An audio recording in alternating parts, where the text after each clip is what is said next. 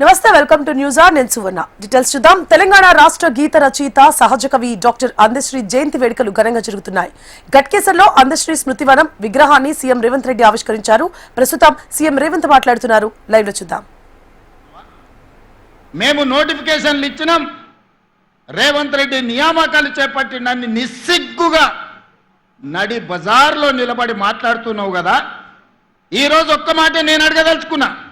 నోటిఫికేషన్లు ఇచ్చే ప్రశ్న పత్రాలను జిరాక్స్ సెంటర్లో పల్లి బఠానీలుగా అమ్ముకుని వందలాది కోట్ల రూపాయలు సంపాదించుకున్నావు తప్ప ఆ పరీక్షలను పూర్తి చేసి పిల్లలకు ఉద్యోగ నియామక పత్రాలు ఇవ్వాలన్న ఆలోచన ఏనాడైనా నీ కుటుంబానికి వచ్చిందా? నీకో, నీ చెల్లికో, నీ చుట్టానికో ప్రజలు బండకేసి కొడితే ఎంబడే మళ్ళీ ఉద్యోగ నియామక పత్రాలు అందజేసి మీ కుటుంబం కళ్ళల్లో ఆనందం చూసినారు, మీ ఇంట్లో పండుగలు జరుపుకున్నారు. కానీ తల్లిదండ్రులు ఉపాధి హామీ కూలీ పనిచేసి రూపాయి కూడబెట్టి ఉస్మానియా కాకతీయ యూనివర్సిటీలలో పీజీలు పిహెచ్డీలు చదివించి పోటీ పరీక్షలకు అశోక్ నగర్, దిల్సుఖ్ నగర్ చౌరస్తాలో, అమీర్పేట చౌరస్తాలో 10 ఏళ్ళు కోచింగ్ సెంటర్ల చుట్టూ తిరిగితే పరీక్షలు నిర్వహించి వాళ్లకు ఉద్యోగాలు ఇవ్వాలన్న ఆలోచన ఏనాడైనా మీకు వచ్చిందా? వాళ్ళ పట్ల ఎప్పుడైనా మానవీయ కోణంలో మీరు ఆలోచన చేశారుగా? మీరు ఎప్పుడైనా వాళ్ళ పట్ల మనుషులుగా ప్రవర్తించిందా అని నేను ఈరోజు అడుగుతున్నా. 2011 ఉమ్మడి రాష్ట్రంలో గ్రూప్ 1 పరీక్షలు నిర్వహిస్తే 2026లో నేను వచ్చి, మా మిత్రుడు బట్టి విక్రమార్క గారు వచ్చి 2024లో నోటిఫికేషన్ ఇచ్చి వాళ్ళ నియామకాలు చేపట్టే వరకు 16 సంవత్సరాలు ఆ పిల్లలు గ్రూప్ 1 ఉద్యోగాలు రాకపోతే ఏమైపోతారని నేను ఈరోజు అడగదలుచుకున్నా.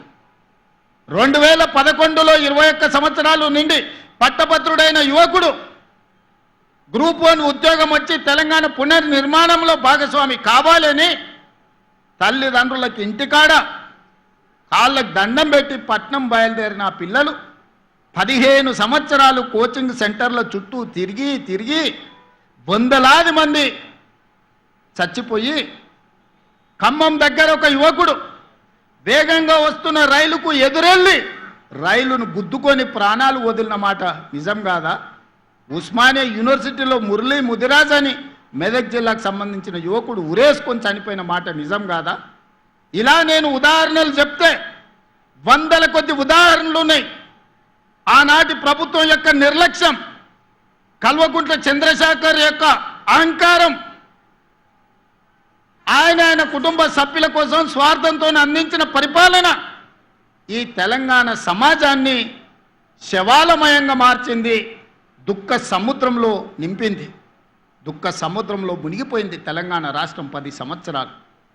అలాంటి తెలంగాణను వచ్చిన మొదటి సంవత్సరంలో 67,674 ప్రభుత్వ ఉద్యోగాలు, దాదాపుగా 70,000 ఉద్యోగాలు ఎల్బీ స్టేడియం సాక్షిగా, శిల్పారామం సాక్షిగా, నక్లెస్ రోడ్డు మీద ఉన్న అంబేద్కర్ సాక్షిగా నియామక పత్రాలు, ఉద్యోగాలు వచ్చిన పిల్లల్నే కాదు వాళ్ళ కన్న తల్లిదండ్రులను అక్కడికి పిలిపించి వాళ్ళ కళ్ళ ముందు నీ కొడుకు ప్రయోజకుడైండు, నీ కొడుకు ఒక డిఎస్పీ అయిండు, నీ కొడుకు ఒక ఆర్టీఓ అయిండు, నీ కొడుకు ఒక కమర్షియల్ ట్యాక్స్ కమిషనర్ అయిండు, నీ కొడుకు ఒక ఎంపీడీఓ అయిండు, నీ కొడుకు ఒక ఎస్ఐ అయిండు, నీ కొడుకు ప్రయోజకుడైండని ఆ తల్లిదండ్రుల కళ్ళ ముందు నియామక పత్రాలు అందజేసినప్పుడు ఆ పేదోళ్ళ కళ్ళల్లా, ఆ దళితుల బిడ్డల కళ్ళల్లా ఈరోజు మా లక్ష్మణ్ అంటుండు, అన్నా 52 మంది మా దళిత బిడ్డలు గ్రూప్ 1 ఉద్యోగాలు వచ్చినాయి, నువ్వు నియామక పత్రాలు చేపడితే నేను నీ మంత్రివర్గంలో ఉండడం నా జన్మ ధన్యమైంది, మా పిల్లలకు న్యాయం జరిగిందని మిత్రుడు ఈరోజు చెబుతున్నప్పుడు ఒక ముఖ్యమంత్రిగా నాకు ఇంతకంటే సంతోషం ఏముంటుందని నేను అడుగుతున్నా. నేను ఇవాళ ఇక్కడి నుంచి, వేదిక మీద నుంచి చిల్లర మాటలు మాట్లాడి చిచోరగా తిరిగే నాయకులమని చెప్పుకున్న వాళ్ళని సూటిగా అడుగుతున్నా. 10 సంవత్సరాలు నువ్వు నోటిఫికేషన్లు ఇస్తే నియామక పత్రాలు చేపట్టలేదు కదా.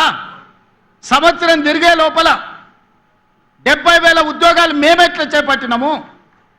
15 సంవత్సరాలు గ్రూప్ 1 నియామక పత్రాలు నువ్వు అందించకపోతే పరీక్షలు పెట్టి ప్రశ్నాపత్రాలు బజార్లో నువ్వు కోట్ల రూపాయలకు అమ్ముకొని నువ్వు వేల కోట్ల రూపాయలకు పడగకెత్తితే మీ తండ్రి గారు ఎర్రవల్లిలో 1000 ఎకరాల ఫామ్ హౌస్ కట్టుకుంటాడు, నువ్వు జన్వాడలో 100 ఎకరాల ఫామ్ హౌస్ కట్టుకుంటావు, నీ బావ హరీష్ రావు మోయినాబాద్లో 50 ఎకరాల ఫామ్ హౌస్ కట్టుకుంటాడు, నీ చెల్లెలు కవితమ్మ శంకర్పల్లిలో 25 ఎకరాల ఫామ్ హౌస్ కట్టుకుంటారు.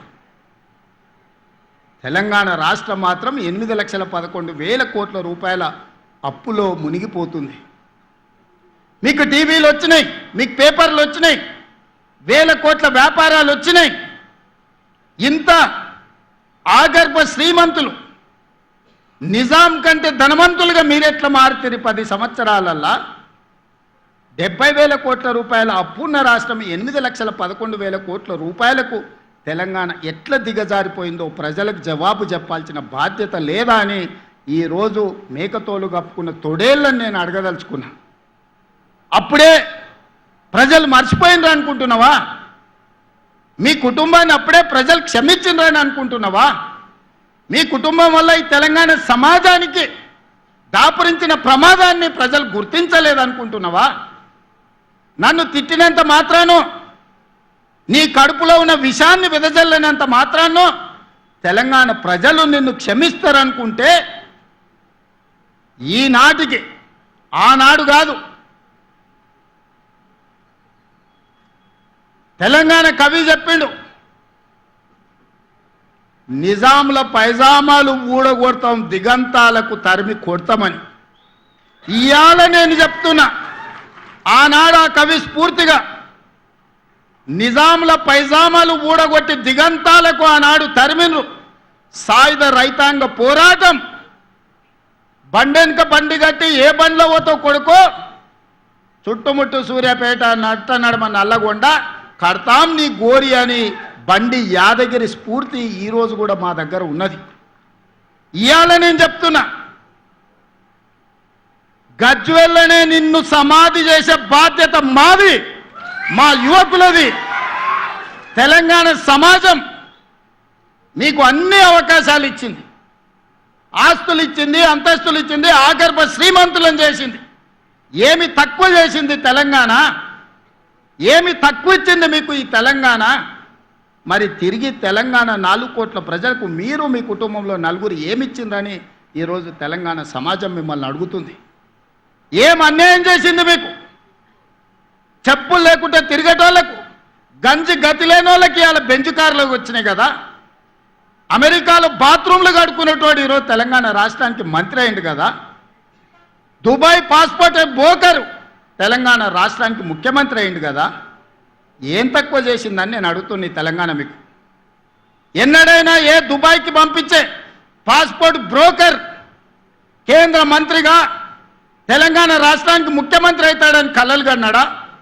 అలాంటి దుబాయ్ పాస్పోర్ట్ బ్రోకర్ని ఇవాళ తెలంగాణ రాష్ట్రానికి ముఖ్యమంత్రిగా తెలంగాణ ప్రజలు చేశారు. అమెరికాలో బాత్రూంలు కడుక్కునే నిన్ను ఐటీ ఇండస్ట్రీస్ మినిస్టర్గా 10 సంవత్సరాలు ప్రజలు భరించారు.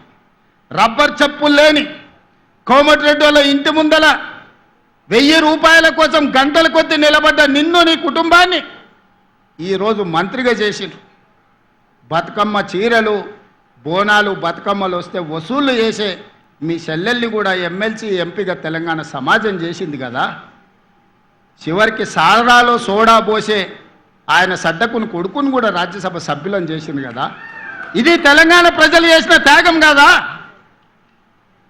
ప్రాణాలు ఇవ్వడమే కాదు, ఆత్మ బలిదానాలు చేసుకోవడమే కాదు, మీకు ఇంత ఐశ్వర్యాన్ని, అంతస్తులను అందించిన తెలంగాణకు మీరు చేసిన ద్రోహం ఏందో తెలంగాణ సమాజం మర్చిపోయిందని మీరు అనుకుంటున్నారా? ఇవాళ అందుకే నేనున్నంత వరకు, ప్రజలతో మమేకమైనంత కాలం నిన్ను, నీ కుటుంబాన్ని తులసి వనం లాంటి తెలంగాణ సమాజంలో గంజాయి మొక్కను మొలకెత్తనిచ్చే సమస్యనే లేదు. అందుకే మా స్ఫూర్తి అందశ్రీ, మా స్ఫూర్తి గద్దరన్న, మా స్ఫూర్తి సోనియా గాంధీ. మరి నీ స్ఫూర్తి ఎవరని అడుగుతున్నా? నిజామా? కాసిం రిజ్వీనా?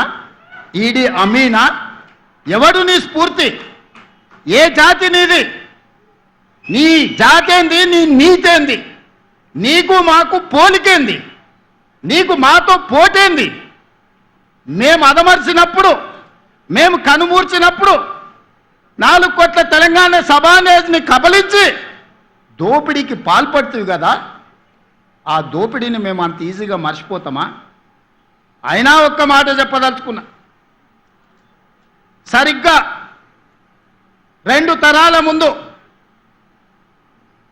నిజాం నవాబు కాసిం రిజ్వీ ప్రపంచంలో ఆగర్భ శ్రీమంతులు, ప్రపంచంలోనే అత్యంత ధనికుల లెక్కగట్టినప్పుడు మొదటి 2 స్థానాలలో ఆనాడు నిజాం ప్రభు ఉండే. సరిగ్గా 2 తరాల తర్వాత ఒక పారిశ్రామికవేత్త బాగా రాణించి 1000 కోట్ల రూపాయలు సంపాదించినాక ఆయనకు కోరిక కలిగింది. అరే, ప్రపంచంలోనే శ్రీమంతుడైన నిజాం కుటుంబాన్ని కలుద్దాం, ఎవరున్నారు ఆ కుటుంబం అని ఎతికిండు. కలుద్దామని ప్రయత్నం చేసిండు. కకావికలం అయిపోయి చెట్టుకొకడు పుట్టకొకడు దేశానికొకడు దిక్కులేని పరిస్థితి నిజాం కుటుంబానికే పట్టింది. నీ కుటుంబం ఎంత? ఈకలోది తోకలోది. ఇవాళ